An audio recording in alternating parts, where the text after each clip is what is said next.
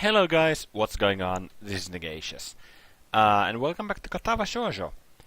In the last episode, we woke up in the morning, the day after the festival, and we met with Shizune, but she was alone. She wasn't actually with Misha, who happened to be late due to something. And we were going to say hi, but ran into the problems that, hey, she can't hear us, and she can't really speak to us, I guess. So we started using notes, and it was really cute from them. Also, we got kinda inspired from that, and decided to go ask Misha if there are any sign language classes in Yamaku Academy, and there are. We took those, and Misha was dedicated that, hey, I'm gonna help you with this effort, and she's teaching us some sign language. Also, Misha wants to be a sign language teacher when she grows up, so that's really interesting and like kind of cool. But without further ado, let's get going. I'm jolted awake by a thunderous banging sound coming from my door, by this one. My first thought is it could be Shizune. After all, only a deaf person or a jackass would knock that loudly at this hour. Who is it? Of course, if it's Shizune, she wouldn't be able to hear that or answer it. There's no reply, so I'm kinda pleased. I haven't seen Shizune in a while. What was it? Only a deaf or a jackass? Of course it's a jackass. Opening the door, I find Kenji standing out in the hall, his eyes nervously darting from side to side. Oh, it's you. Yeah, it's me. What kind of reaction is that? Well, I'd be able to give you a more personalized response if you had answered when I asked who it was. Kenji frowns and pushes his glasses up exactly like Shizune. Why are you making that weird face? I wonder how he's able to see me making a face now, yet wasn't able to the millions of other times I've reacted to something weird he has said or done. I kind of want to pursue this, but I'm too tired to actually do it. Shizune pushes her glasses up just like that. You know, the student council president? It's just a little weird.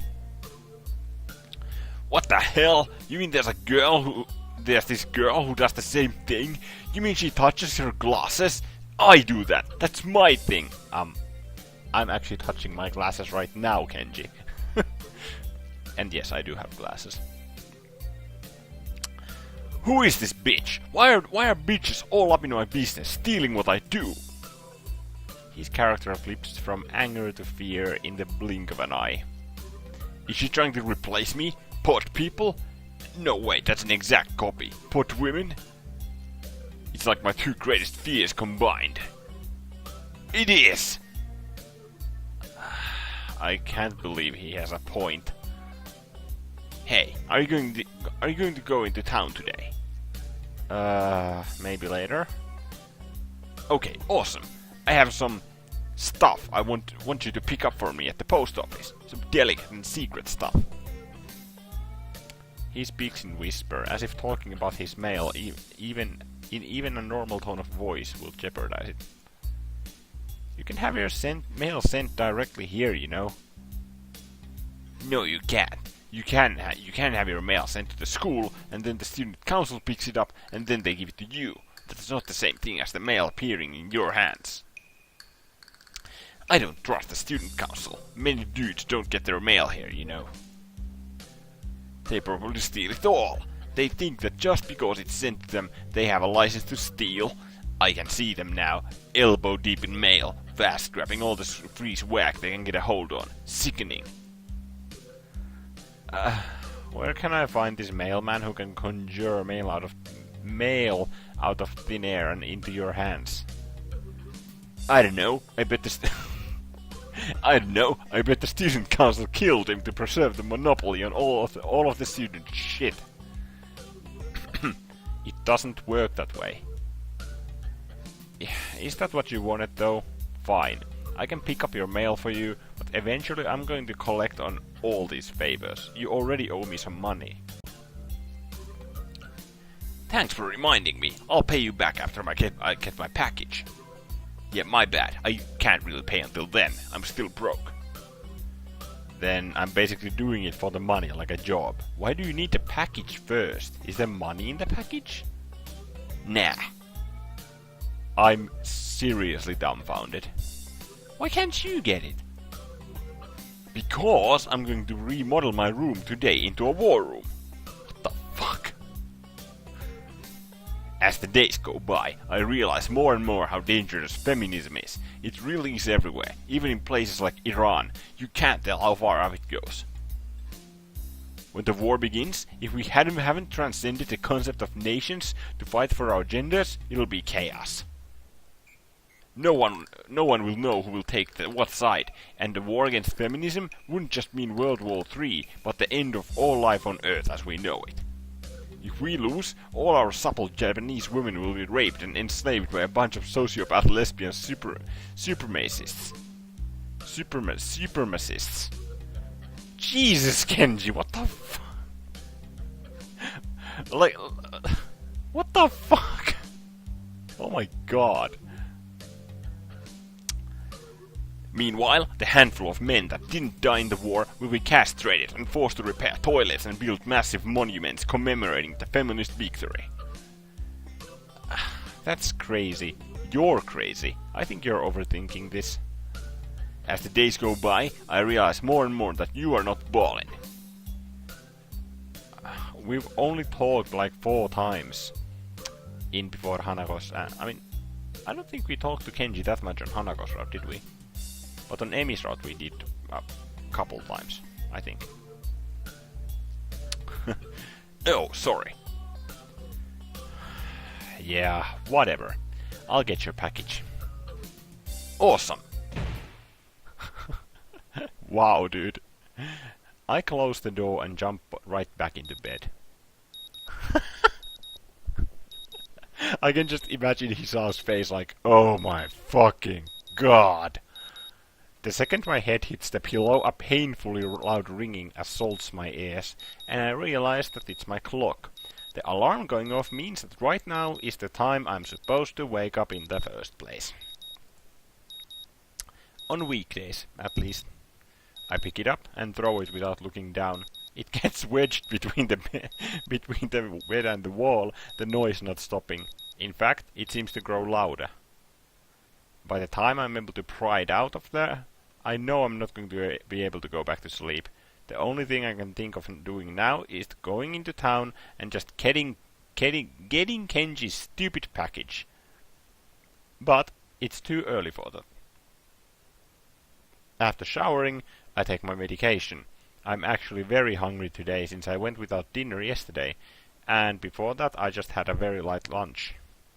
I eat the pills, jumping on them like a leg of lamb. They are unbelievably bitter and disgusting. Well, good medicine tastes bad, or something like that.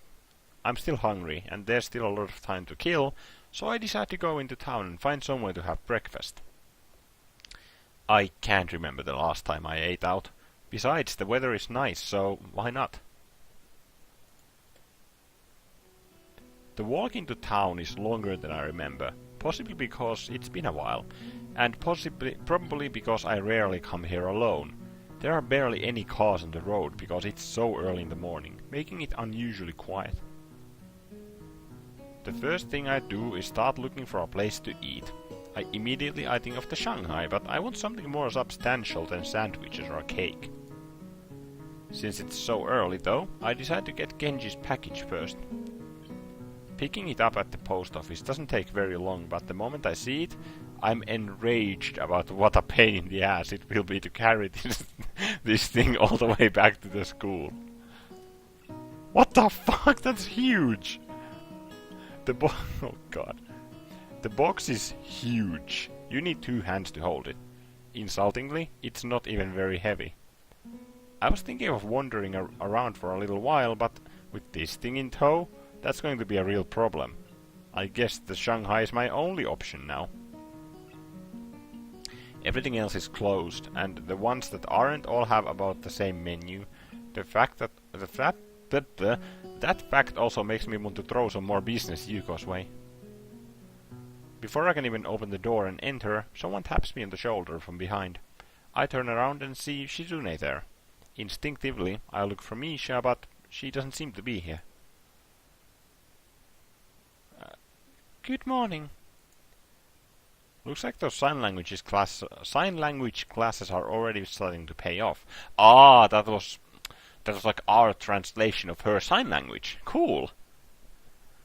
I'm tempted to sign it right back, but then she might think I know a lot more than I actually do. Just now, I give her a wave and open the door. She's probably here for her morning tea and didn't just come here to greet me. It turns out I'm right, as Shizune follows me inside the tea house. It's a total ghost town in here. It's not exactly peak hours, but every other cafe I passed had at least a few customers. Actually, the Shanghai has been fairly empty every time I passed by. How does this place stay in business?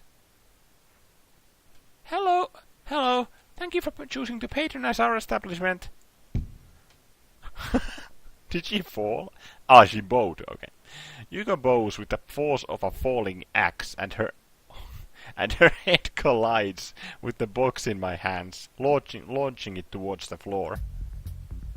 Oh no! I'm sorry. I'm really sorry. Please forgive me. It's okay. You don't have to do that. Hello. Thanks for choosing our shop thing, since we know you. But it's part of my job. You're here early. What can I get for you? I just want some coffee for now. I wonder what Shizune wants. Without Misha, there's no real way to tell, or any way to even ask. I haven't learned about that yet.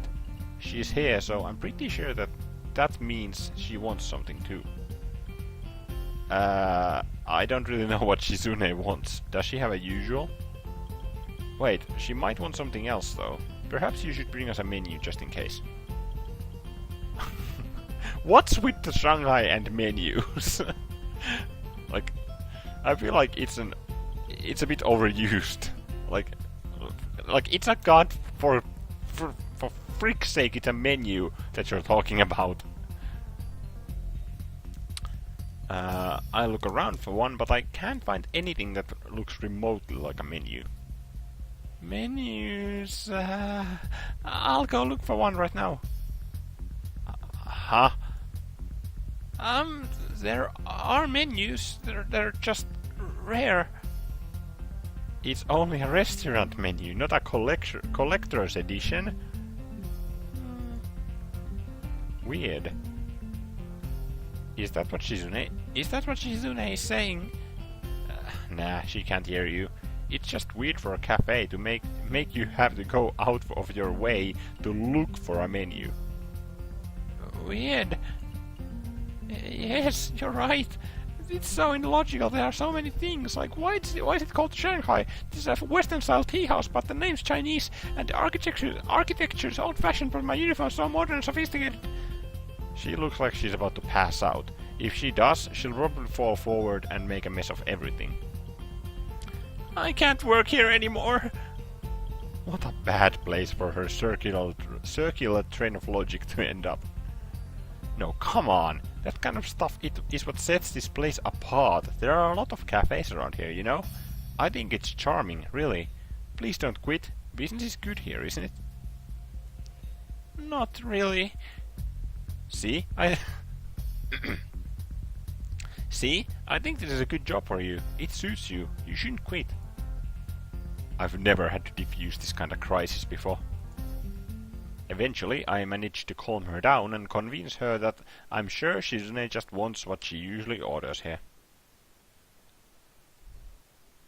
Yuko walks away to get our drinks, and by then, Shizune has already picked a table. There are no other customers, and Yuko isn't the most talkative person, so it's very quiet. It doesn't really bother me, but I wish that there was some way we could communicate. There are so few moments when we're alone. Shizune and Misha are almost always together, so to the point where sometimes it feels like they are one.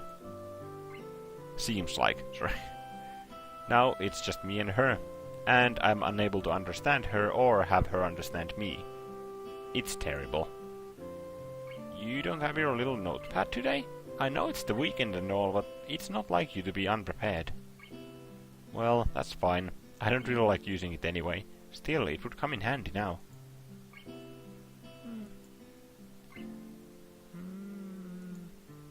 Shizune starts signing in short bursts, punctuated by her stopping to take a sip of her tea. It's weird how she doesn't make the slightest attempt to change how she normally acts. I have a weird gimmick of saying the word act as ak. Like in the tia, like if it's in plural, it's acts. Which is weird. It should be acts. The T should be hearable or audible. I'm talking to her for the most part because I'm not used to long silences. I briefly wonder if it's the same for her in a way. However, it seems unlikely. I think it's more that she's the type who doesn't change how she acts for anyone. Hey, it seems like Misha's joined the student council because of you. That makes two of us, you know? I'm only here because you forced me into it. Well, not really forced, I guess. If it wasn't for you, I wouldn't have joined. That sounds slightly romantic, and I find myself blushing a little. I feel like such an idiot.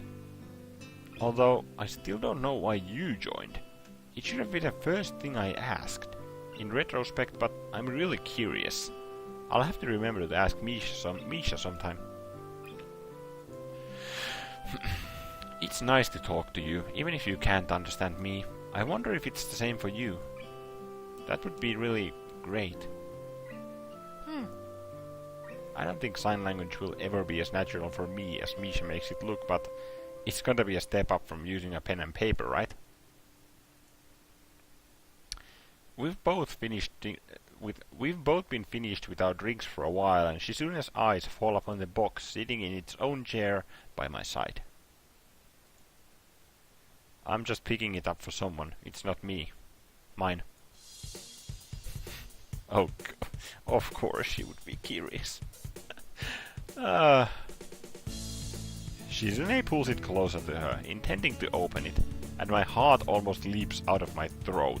I quickly try to pull it back by wrapping my leg around the leg of the chair.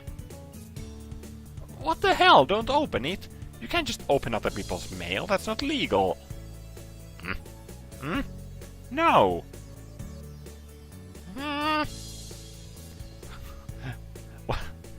This is so fucking cute! Once she gets going, there's almost no stopping her. Eyes filled with excitement, she looks ready to fight me over this stupid package, and I realize just how fast this could turn into a game of tug-of-war. I'm almost out of my seat now, and waving my arms like an air traffic controller before she finally settles down. Shizune pouts, not pleased with having her curiosity checked, and gets up to leave. It's about time too, I guess. We've been here for a while. I protectively pick up the box before standing up myself. Suddenly, she tenses her fingers excitedly and pulls out a marker from her pocket and starts writing on Kenji's box. Hey, what are you doing? I said this isn't mine. Hey! I can't even see her with it blocking my vision. Fine, at least let me put it down first. I have to... Oh, that's a typo. I have to read whatever she's writing anyway. Ah, I'll help you carry it. It doesn't seem like she's finished though, and Shizune draws a fierce line afterward to signify that there's a catch. But it's a game. The first one to stumble loses, and the loser has to carry it the rest of the way by themselves. Oh god. Fucking Shizune and her games. That's stupid. There's a 50% chance I'll end up carrying it myself anyway. Actually, I feel pretty stupid to myself right now. I just forgot she can't hear me. I stop talking and shake my head.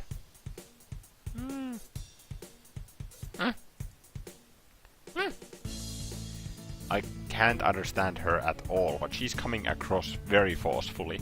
It's clear that she thinks this is a great idea. Well, if she drops the box or something, she'll have to carry it. That would make things a lot easier for me, obviously. The odds are 50-50, then they're probably higher than they would be for any other plan of hers. Alright, I'll take it. Thinking about it, I'm not sure how we should do this. Then Shizune grabs hold of one end of the box and lifts it up, and I take the side she isn't holding. Is this even right? It's very uncomfortable to walk like this. Yeah, like sideways. They're just going like balancing the box in between them. We leave the cafe, and I find myself hoping that the streets are still devoid of people. Yuka seemed confused as to what we were doing, and I imagine it'll only get worse as more people see us. Shizune doesn't seem bothered at all while walking with her arm at this unnatural angle. She just grins confidentially and periodically makes some kind of weird gesture. There are people staring at us as time passes, and the usual morning crowd begins to fill the streets. I feel silly, but I'm sure that if I give up, Shizune will take it as a sign of surrender. I can't allow that, because I think I'm doing well so far. Initially, I just write Shizune's little hand signals off as her preemptively gloating, but I catch on quickly that she's actually signaling where she wants to go. It dawns on me that this isn't a competition. It's not much of a challenge, first of all, and second, it's really more of an exercise in teamwork. It's just that Shizune has made a punishment for failing instead of reward for doing well. Our fingers touch under the box, and Shizune moves her hand away, almost dropping hers out of the box in the process. Well, that's game over for her. She doesn't look very happy. Does she think I did it on purpose to make her lose? If she does, she isn't making a big deal out of it. All's fair in love and war. I feel like I should take it from her and carry it myself, but she pushes me away when I try. Oh, she's so wonderfully calm.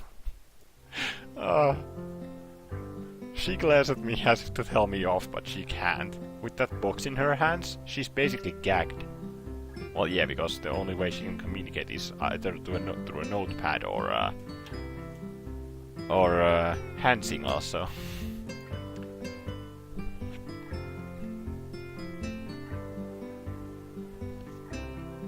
A sad expression flickers across her face for a second, maybe on realizing that and having to acknowledge that there are some limitations she has to deal with after all. However, she's still as prideful as ever, even when it's to her detriment. She wouldn't accept letting me allow her to skip out on the consequences of her bet. Anything is fair during the game, but the results have to be honored to the letter, huh? Shizune is an interesting type of person. The march back to the dorms is uneventful. Shizune passes the trip by shifting the box around occasionally like a giant Rubik's Cube. It looks like another game she has invented to amuse herself. It can't be good for whatever's inside, but I don't care enough to stop her. Maybe this is how she deals with things, by making everything into a game. It's hard to say for sure, though. It seems futile to try to psychoanalyze Shizune. In the short time we've known each other, I've been surprised on a fair number of occasions. I notice Shizune shivering. The wind is picking up, and the school is pretty high up. It makes sense that she would be cold. If I give her my jacket, though, would she reject it? I take off my jacket and drape it across her shoulders before she has a chance to protest. Her shoulders are slim and delicate, so much that I want to let my hands linger on them. Shizune flinches when my fingers brush against her, understandably surprised. Sorry.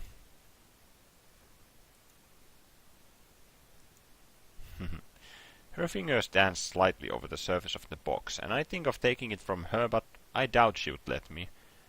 Shizune makes a quick gesture with her hands the best she can, pausing a bit afterwards as if wanting to say more.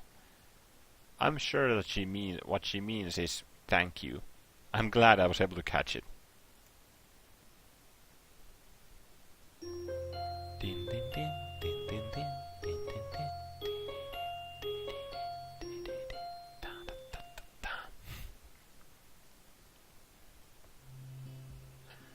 Okay, I think we're gonna drop that episode of Katawa Shoujo there. Fucking Shizune and her game shenanigans. Thank you guys for watching. If you did enjoy this episode, make sure to comment down below. Any constructive criticism is welcome. If you want to show your appreciation towards the video, make sure to click the like button. If you want to show your dislike towards the video, click that down arrow. Or down thumb.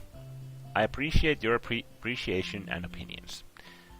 Also, if you want to get my videos into your sub box the moment they come online, make sure to click that subscribe button and the bell next to the subscribe button in order to get them when they come online. My name is Negacious, and I'll see you in the next episode. In my next video. Bye.